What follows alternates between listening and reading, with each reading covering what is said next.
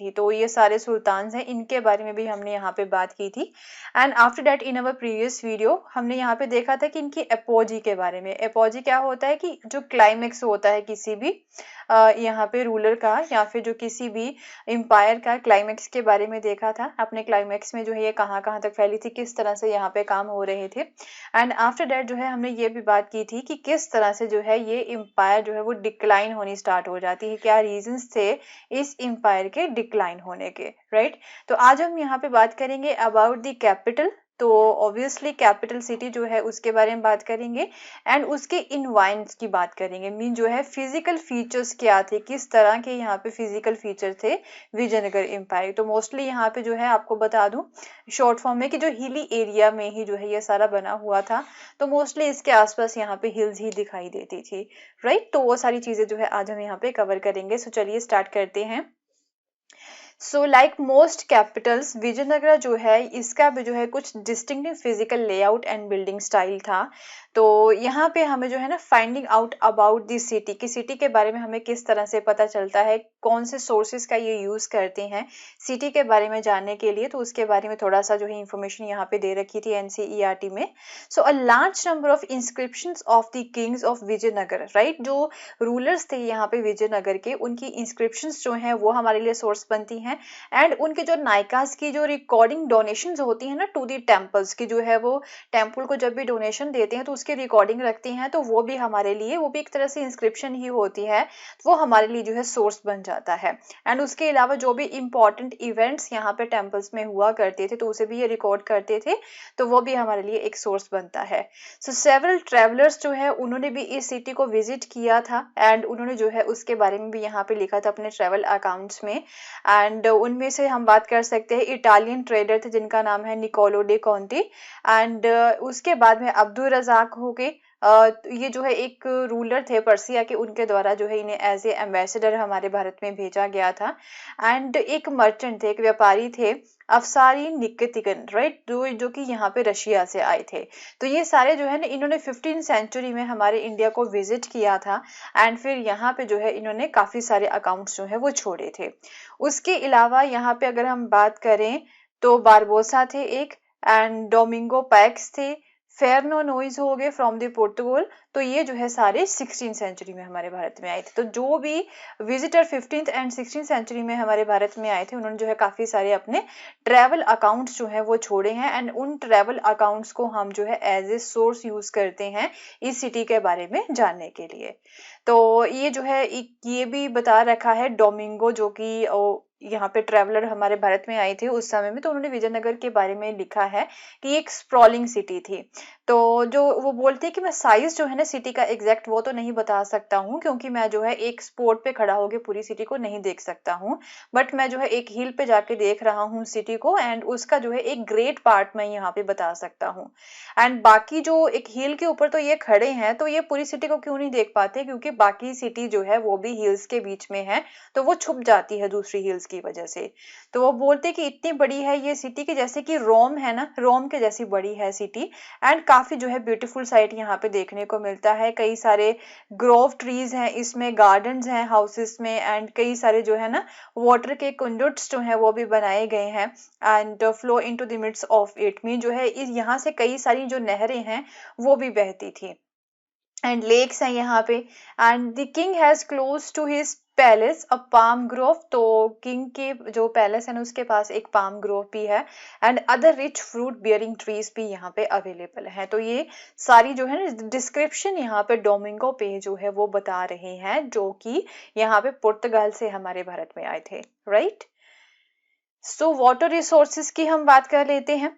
तो सबसे इम्पोर्टेंट जो फीचर था या फिर सबसे स्ट्राइकिंग फीचर जो था ना विजयनगर का, वो था कि ये नेचुरल बेसिन में था, राइट। रिवर तुंगभद्रा जो है, राइट, वो यहाँ से फ्लो होती थी in the north eastern direction. तो ऑब्वियसली ये जो विजयनगर है, ये जो सिटी है, ये एक बेसिन में था, नेचुरल बेसिन में था। मीन जो है ऐसी मिट्टी थी ना वहां पे कि जहाँ पे जो वो मिट्टी जो है ना वो इन रिवर्स के द्वारा वहां पे लाई गई है। तो एक नेचुरल बेसिन में जो है ये सिटी थी and the surrounding landscape is characterized by the stunning granite hills. तो इसके इर्द गिर्द जो है ना सिटी के इर्द गिर्द काफी बड़ी बड़ी ग्रेनाइट हिल्स थी एंड फिर कई सारी स्ट्रीम्स जो है ना वो यहाँ पे रिवर की यहाँ से होके गुजरती थी इन रॉकी आउटक्रॉप से, राइट, क्योंकि ये रॉकी था, कई सारी हिल्स थी यहाँ पे, तो ज्यादा भी उपजाऊ नहीं था ये। तो इसके बीच में हाउएवर छोटी छोटी जो स्ट्रीम्स होती है रिवर की वो यहाँ पे बहा करती थी। एंड इन्होंने फिर जो है ना इन रिवर्स की जो स्ट्रीम्स हैं उनकी एम्बैंकमेंट भी यहाँ पे कर रखी थी, एंड सो डैट की जो है ये रिजर्वर्स बना सके, right, built along the stream to create the reservoirs of varying size. तो जो है किनारे जो होते हैं रिवर्स के वो इन्होंने बना रखे थे, उसके अलावा जो है ये सोचते थे कि इस रिवर का पानी जो है उसे रिजर्वर में भी जो है यहाँ पे एक सेव करके रखा जा सके। तो ये मोस्ट एरिड जोन था पेनिनसुला का। तो जो चाहे यहाँ से नहरें जो है वो बहती थी, बट यहाँ की जो एक्चुअल में अगर मिट्टी की बात करें तो वो ज्यादा एरिड थी, तो एरिड जोन था ये पेनिनसुला का। तो ऑब्वियसली रेन वाटर को स्टोर करने के लिए भी अरेंजमेंट्स इन्हें करनी पड़ती थी, एंड सो डैट की जो है खेती के लिए उसे वो यूज कर सके। तो इसकी वजह से इन्होंने टैंक यहाँ पे बनाए हुए थे 15th सेंचुरी के अर्ली ईयर्स में, एंड इन्हें जो है ना कमालापुरम टैंक बोला जाता है। एंड फिर ये वाला जो पानी था टैंक में से उसे जो है फील्ड्स को इरिगेट करने के लिए यूज किया जाता था। And one of the most prominent water works to be seen among the ruins is the Hiriya canal, right. सबसे एक इम्पॉर्टेंट वाटर वर्क जो है ना वो इनके द्वारा बनाया गया। इन्होंने कई सारी कैनाल्स भी यहाँ पे बनाई थी, तो वो भी इरिगेशन के पर्पज के लिए यूज करते थे। तो उसी में से सबसे इम्पॉर्टेंट है एक, उसे हिरिया कैनाल बोला जाता है। तो ये जो है ना ये वाला जो हिरिया कैनाल है वो तुंगभद्रा रिवर के ऊपर जो डैम बनाया गया था वहां से पानी लेता था, एंड इसके आसपास जो वैली है ना उसे फिर ये जो है इरिगेट किया करता था। So this was apparently built by the king of the Sangam dynasty. तो ऐसा बोला जाता है कि इस कैनाल को जो है संगम डायनेस्टी के जो किंग्स थे उन्होंने बनाया है। तो अगर संगम डायनेस्टी के जो विजयनगर रूलर है ना, राइट, ये जो लाइनेजेस है ना उसके बारे में मैंने अपनी प्रीवियस वीडियो में बात की है कि जो विजयनगर एम्पायर थी इसमें कौन कौन से रूलर्स की डिफरेंट लाइनेजेस आई थी। तो सबसे पहले जो थे ना वो संगम डायनेस्टी से ही बिलोंग करती थी, जो इनकी लाइनेज थी सबसे पहले, राइट। तो फोर्टिफिकेशंस की एंड रोड्स की बात करते हैं। सो हम यहाँ पे जो है सिटी का डिफरेंट पार्ट को एग्जामिन करने से पहले ये देख लें कि ये जो पूरी सिटी थी ना इसके इर्द गिर्द इन्होंने कई सारी बड़ी बड़ी जो फोर्ट्रेस वॉल होती है ना वो इन्होंने बना रखी थी।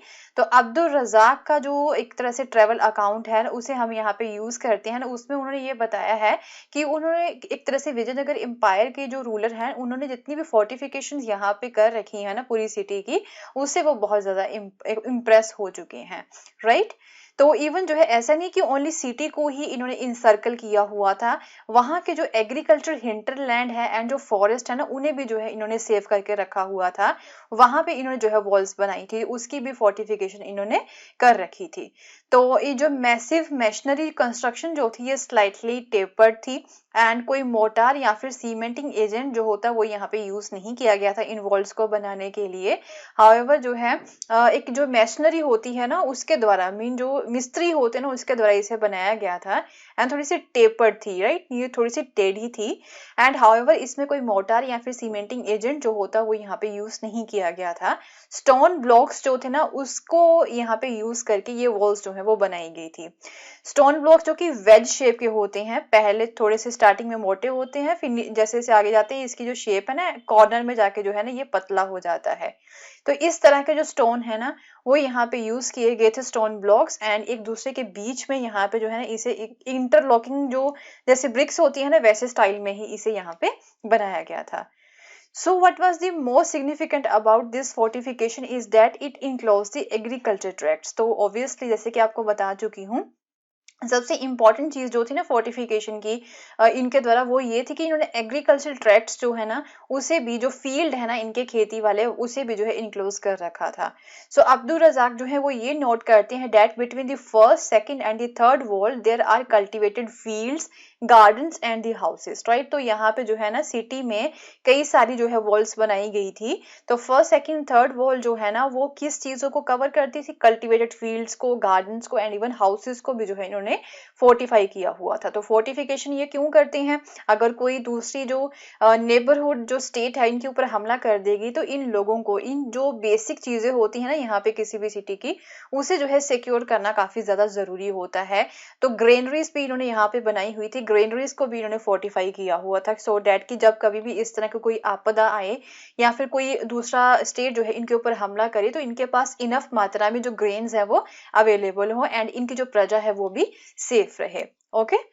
So, and pace observed from this first circuit until you enter the city, there is a great distance in which the fields in which they so rise and have many gardens and much water in which water comes from to the lakes. तो वो बोलते हैं कि पहला जो circuit है ना यहाँ पे when you enter the city, जब आप सिटी में एंटर करते हो तो यहाँ पे जो है ना फील्ड्स जो हैं वो काफी दूर बनाए हुए हैं एंड जो गार्डन्स है वो भी काफी दूर यहाँ पे बनाए हुए हैं। मीन जो मेन एंट्रेंस है ना उससे काफी दूर रखा गया है सारे फील्ड्स को एंड इवन गार्डन्स को भी। Okay, so these statements have been corroborated by the present day archaeologists। तो ये जो ट्रेवलर अकाउंट्स जो है ना इनके द्वारा जो स्टेटमेंट्स दी गई हैं अपने अकाउंट्स में, इसे जो है प्रेजेंट डे जो आर्कियोलॉजिस्ट है उसे अच्छे से स्टडी करते हैं and who have also found the evidence of an agriculture tract between the sacred center and the urban core. तो उन्हें भी जो है इस तरह के कई सारे एग्रीकल्चर ट्रैक्ट्स मिले हैं जिन्हें जो है वॉल में सेव करके रखा गया है। एंड दो सेंटर थे यहाँ पे सिटी के, एक पवित्र सेंटर जो होता है, पवित्र सेंटर कौन सा होगा, यहाँ पे टेम्पल्स होंगे, दूसरा यहाँ पे अर्बन कोर हो गया, यहाँ पे बड़े बड़े महल वगैरह होते हैं या फिर मार्केट होती है। तो उसके बीच में जो है ना एग्रीकल्चर ट्रैक्ट्स के इन्हें एविडेंस मिले हैं। Okay, so this tract was serviced by an elaborate canal system. तो ये जो एग्रीकल्चर ट्रैक्ट्स है ना, ये जो फील्ड हैं, तो यहाँ पे पानी किस तरह से आता था इरिगेशन के लिए, कैनाल सिस्टम इन्होंने बनाया हुआ था। तो ये जो कैनाल सिस्टम है ये वाटर कहाँ से लाता था, from the Tungabhadra river. Okay, तो ये आप यहाँ पे देख सकते हो कि एक फोर्टिफिकेशन वॉल है, उसका गेटवे है ये जो पिक्चर यहाँ पे दे रखी है, right. So, why do you think agriculture tracts were incorporated within the fortified area? तो अब ये क्वेश्चन अराइज होता है कि ये जो एग्रीकल्चर ट्रैक्ट्स है इन्हें क्यों इनकॉर्पोरेट किया गया था ये फोर्टिफाइड एरिया में, मीन जो है ये जो इनके फील्ड हैं उन्हें यहाँ पे क्यों फोर्टिफाई किया गया था। So often the objective of the medieval sages was to starve the defenders into submission। तो उस समय में क्या होता था कि पहले जो लोग थे ना, जो एक तरह से एक स्टेट जो है जब दूसरी स्टेट के ऊपर हमला किया करती थी तो उस स्टेट का जो है ना यही ऑब्जेक्टिव होता था कि जो जिस स्टेट के ऊपर उन्हें हमला किया ना उस स्टेट की तरफ जो है ना कोई भी ग्रेन नहीं जाना चाहिए, वो भूखे अंदर ही मर जाने चाहिए, राइट। तो यही चीज होती है। And normally the rulers try to be prepared for such situations. तो यहाँ पे विजयनगर के जो रूलर थे ना वो पहले से ही इस तरह के सिचुएशन के लिए प्रिपेयर्ड थे एंड इन्होंने जो है बड़ी बड़ी ग्रेनरीज यहाँ पे बनाई हुई थी एंड उसे जो है पहले ही फोर्टिफाइड करके रख लिया था, वहां पे सेव करके रख लिया था अनाज को। क्योंकि जब कभी भी कोई दूसरी स्टेट जो है ना किसी दूसरी स्टेट के ऊपर हमला करती है तो वो क्या सोचेगी, वो पहले जो है ना यही सोचती कि इनका जो दाना पानी है वो सारा बंद किया जाए, जो अंदर प्रजा है ना इनके यहाँ पे सिटी में उसे यहाँ पे भूख प्यास में मारा जाए, तो फिर ये बाहर निकलेंगे और उसके ऊपर ये हमला कर देंगे। यही उनका जो है मोटिव होता है। इसी चीज की वजह से विजयनगर एम्पायर के रूलर्स ने अपने आप पहले ही जो है अरेंजमेंट कर लिए थे एंड बड़ी ग्रेनरीज जो है यहाँ पे बनाई थी एंड इवन एग्रीकल्चर ट्रैक्ट्स जो है उन्हें भी जो है इन्होंने फोर्टिफाई किया हुआ था। So the ruler of Vijayanagar adopted a more expensive and the elaborate strategy of protecting the agriculture belt itself. A second line of fortification went round the inner core of the urban complex and a third line surrounded by the royal center, within which each set of major building was surrounded by its own high walls। तो हर एक चीज जो है ना, जैसे कि granary इन्होंने यहाँ पे बनाई हुई है, ओके, तो ग्रेनरी है यहाँ पे, तो इसके इर्द गिर्द यहाँ पे इन्होंने वॉल बनाई हुई है, तो ये तो इसकी फर्स्ट वॉल होगी। उसके बाद में यहाँ पे ये जो ग्रेनरी है ये किसी छोटे से एरिया में है, तो उस एरिया को यहाँ पे ये प्रजा रह रही, कोई मोहल्ला है तो उस एरिया को भी जो है इन्होंने यहाँ पे वॉल के साथ कवर किया हुआ था, तो ये सेकेंड लाइन होगी ग्रेनरी की। ओके, एंड उसके बाद में जो है मेन सिटी होगी इसकी विजयनगर की, राइट।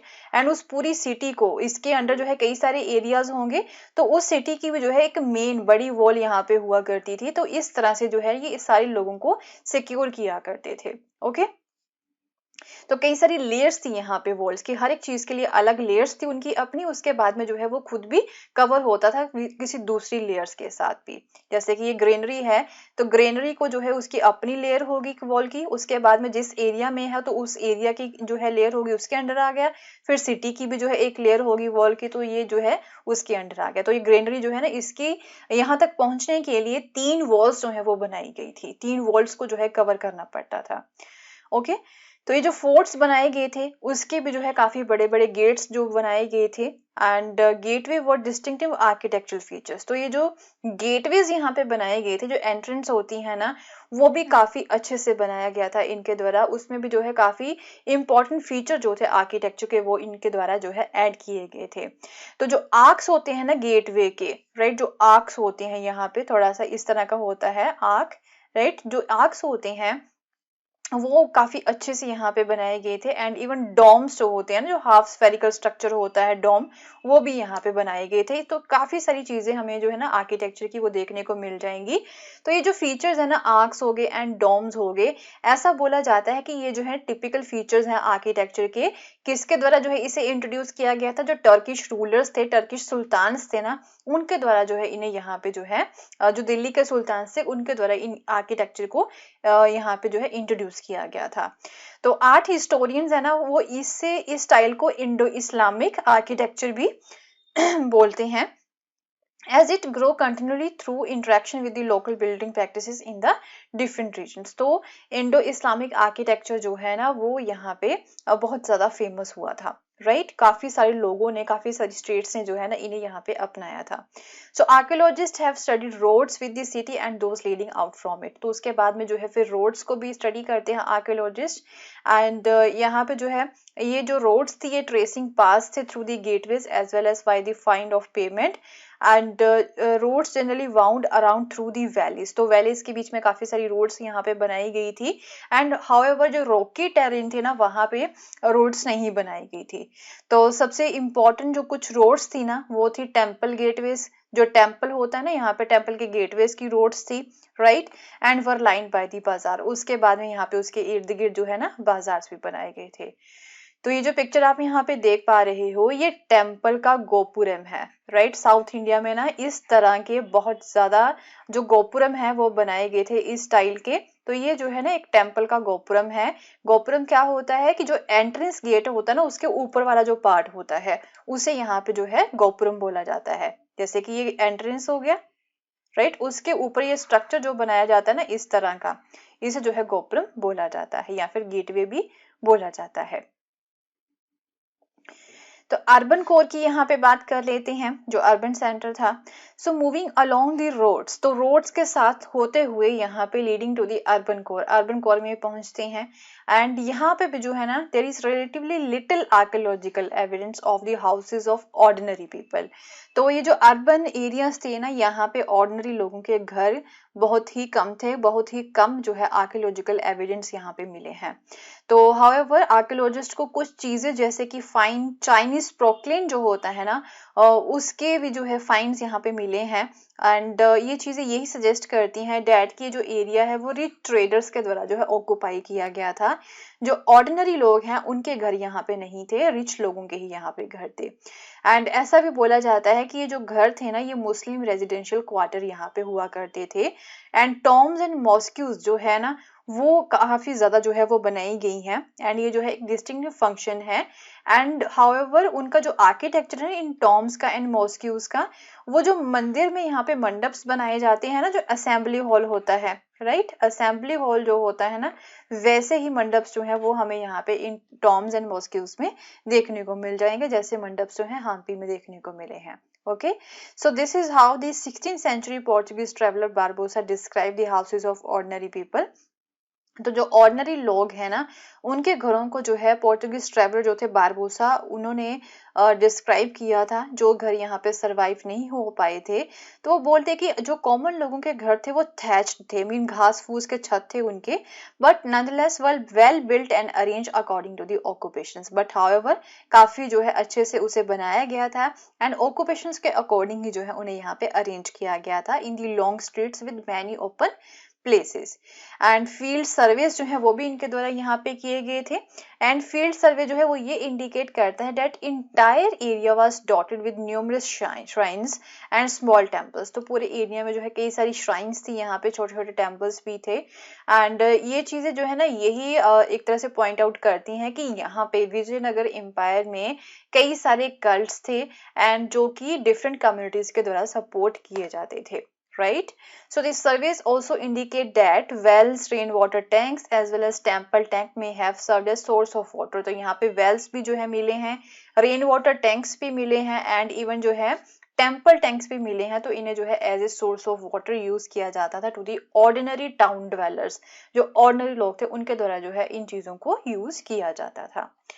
तो ये जो पिक्चर आप यहाँ पे देख पा रहे हो, ये जो है टुकड़े हैं जो चाइनीज प्रोक्लेन के यहाँ पे मिले हैं ना अर्बन कोर में, ये उसके टुकड़े मिले हैं यहाँ पे, राइट।